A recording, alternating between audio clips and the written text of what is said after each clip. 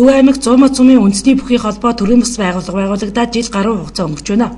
Энэ хугацаанд тус холбооноос олон удаа үндэсний бүхийн барилдаануудыг байгууллагуудтай хамтран зохион байгуулж ажиллаж ирсэн.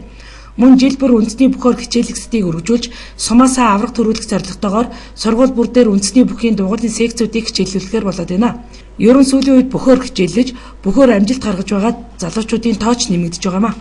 Бид өнгөрсөн жил 100 нутгийн бүхийн холбооноос нийлээд ажлуудыг зохион байгуулсан. Цэргийн болон мөн улсын хүчит аварга Хадбаатарын нэрэмжтэй бүхийн барилдаан, улсын начин төвшин санаа, Намжил дэржийн нэрэмжтэй барилдаануудыг бид зохион байгууллаа. Мөн засуулуудыг бид тусгай малгайтай, тусгай формтой болгож ажиллауллаа.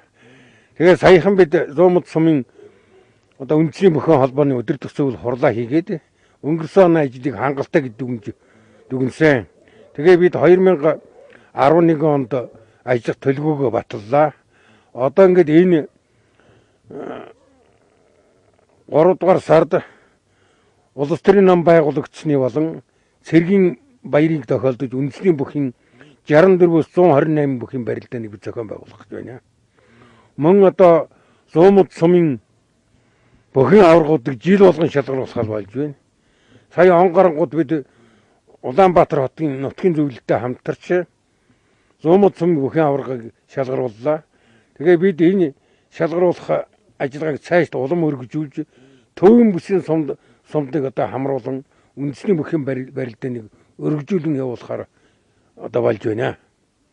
За ингээд мөн сумын бүхэн холбооны санхүүгийн хүчин чадлыг сайжруулахын тулд түшээгийн сан гэдгийг байгуулж байгууллага аж ахуйн нэгж иргэдээс бид санхүүгийн дэмжлэг хандийн тусалцааг бид хүсэж байгаа.